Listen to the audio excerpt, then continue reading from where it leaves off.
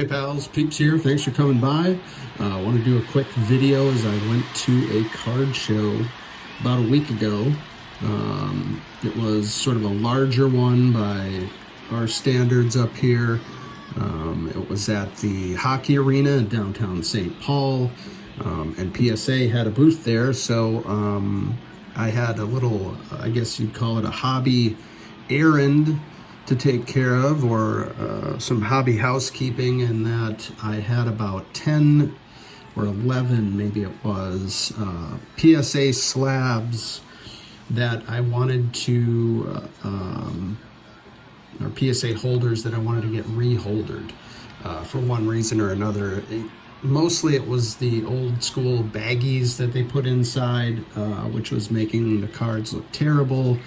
And anyway, I digress. They had a booth there. It was cheaper for me to pay the entry fee to the show, which was not that much, and then drop it off. I saved myself quite a bit in terms of shipping, insured shipping, that is, to PSA. And so that was a win there. And while I was at the show, of course, I took about an hour and walked around, and I did end up finding a few things. It was actually really good. A really good experience. It was fun, plenty of space. I thought it was a very good venue for the show. All right, so to set things up, I thought I'd bring a couple of cards out from the collection. The 61 Topps Frank Robinson MVP season. Love that card. And of course the 53 Bowman Color Mickey Mantle. My best Mickey Mantle, I guess. I guess we can start with this one. I've shown this once before. This is a card that I oddly funded with an Adrian Beltre Gem Mint 10 rookie card and a couple other cards, but that Beltre fetched more than half the price of this thing, if you can believe it. I sort of sold it at the right time. I had a 9 already, didn't need that 10, so that was, I did a little video on that. So it was a fun one, and man, do I love this copy. Couldn't ask for a better copy, honestly. This is perhaps my favorite on-card image of the Mick. Of course, you've got the 52 Topps, which is iconic, and so the image is up there for me. But this one, you know, I think I'm partial to the finishing the swing photographs. Those are always, here's the back of this one, really nice and clean. A Gem Mint 2, as Adam over at Vintage Sanctuary would say. Anyway, I brought that one out because you know, of how it relates to one thing I picked up at the show.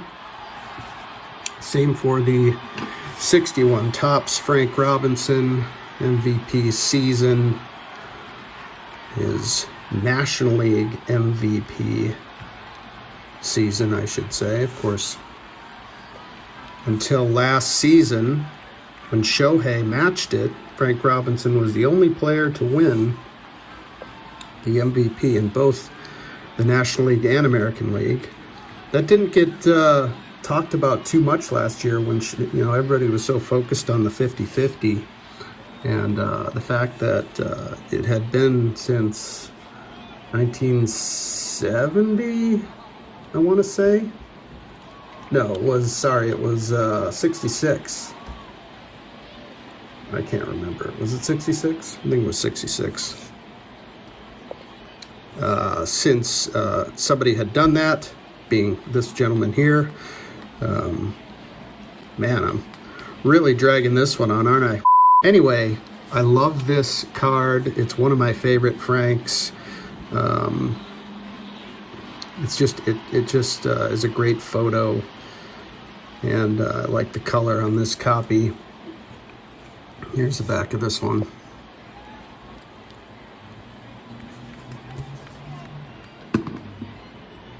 Anyway, that's an important one for me as it pertains to big seasons, And of course, Mickey Mantle won the World Series in 1953.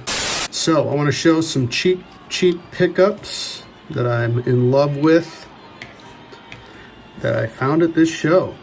And it's from I gotta remember the name of this dealer because I seem to be gravitating towards a couple of dealers that I've seen over the last few shows here that I've been to in Minnesota. I've only been to 3, but at all 3 I saw these guys, and one of them had these two. I'll start with this one. The 51 Bowman Sam Jethro. Now I have this in a pile that is on its way to, a different copy of this that is in a pile that's on its way to SGC actually. A couple of these, well, I have another one to show that's also on its way, but anyway, this I would call a sort of a beater parallel, and what I liked about this one is, maybe I need to take it out here, is it appears to have been lit in the bottom right corner. I have a couple of cards that appear to have been used to, you know, perhaps light a cigar or a cigarette, and I just kind of love that. I think I have 2. And one of them is a Joe Morgan. Can't remember if I've shown that before, but just love that. Second year Sam Jethro. Of course, there's a bunch of wax or glue residue on the back.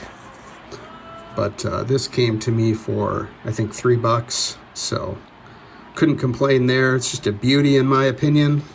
All right, next up is another 51 Bowman, the 51 Bowman Rafael Rey Noble, the Cuban catcher, former Negro Leaguer, also played for the Giants, the New York Giants that is, under Leo DeRocher, and he's got some pretty nice accomplishments in the majors, and of course was a star in the Negro Leagues. Rey Noble, I love that image, and this is sort of my beater parallel. This came to me also for $3. This is my beater parallel to a copy that I am going to be sending off to SGC, which this is something I picked up a while ago, but I figured it'd be cool to show. This one's gonna go into the SGC pile, or it is in the SGC pile, I should say. I've got about a dozen cards I'm gonna send off to them in the next week or so. But that's a beauty. I just think this is a great card, and often can be had for very, very reasonably.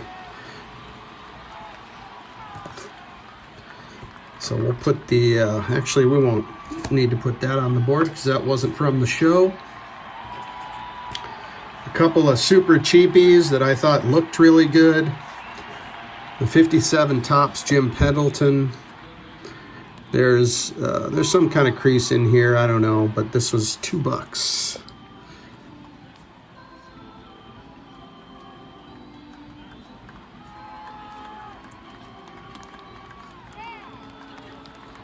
It's a great image of Jim. Of course, all 3 of the cards so far that I've shown are bridge players playing in both the Negro Leagues and the majors. I've got a couple more copies of this Jim Pendleton, but when I see these cards that are centered so nicely and present so well at such a low price, I usually pick them up. Get Jim on the board here. All right, next, and very similarly, the Chuck Harmon from 57. As many of you know, the 57s can be a little bit tricky with presentation and certainly with centering. But I thought that was a beautiful copy of the Chuck Harmon. And again, I think this was $2 or $3. So a couple of 51s, couple of 57s, and we're gonna go to the next one, which is, this was had for $5, and it fits beautifully. It's a parallel, if you will, to that fantastic 1961 Topps Frank Robinson over there.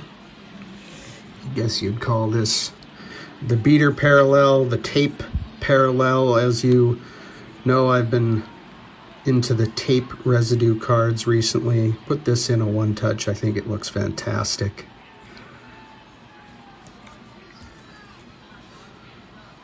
It's pretty creased up, but that doesn't matter because it is the parallel, a parallel. You know, Double D, Dylan, talks about how with vintage, so many cards just look different. The colors can be slightly different. The cuts, of course, the focus, the registration. Sometimes you can get some oddball things like Mookie Chilson has shown, where he calls them 3D, where the register is off so much. And lately I've been looking at these tape copies, and man, I just love them. So, vintage parallels for the win. All right, and last but not least, the quote-unquote big card. It wasn't. It was shockingly cheap, especially for the eye appeal. And it's a copy. It's a card I didn't have yet. From the '53 Bowman color set, one of my favorites. Shout out to Alex over at Bowman 53. Does great content. And is an expert on this set in particular, but has great content across the board. The videos are great. I'll put the link below. Anyway, I digress. The 1953 Bowman Color, number 46, Roy Campanella. Huge season for Campy, MVP. Did not win the World Series. Of course, he lost to that man over there.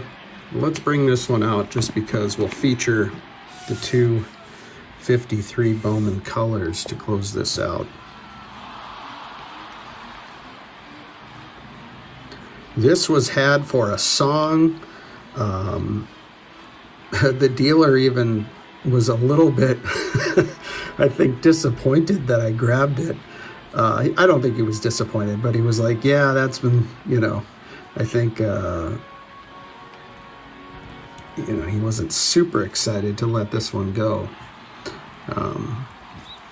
But if you look around, the Campanella is not the most difficult 53 Bowman to find centered. There's copies out there for sure, and they're reasonable. And I just think it's a beauty. It's an MVP year. And why not put them next to a World Series rival from that very season and end it there? Thanks for coming by, everybody. We'll see you next time. Take care.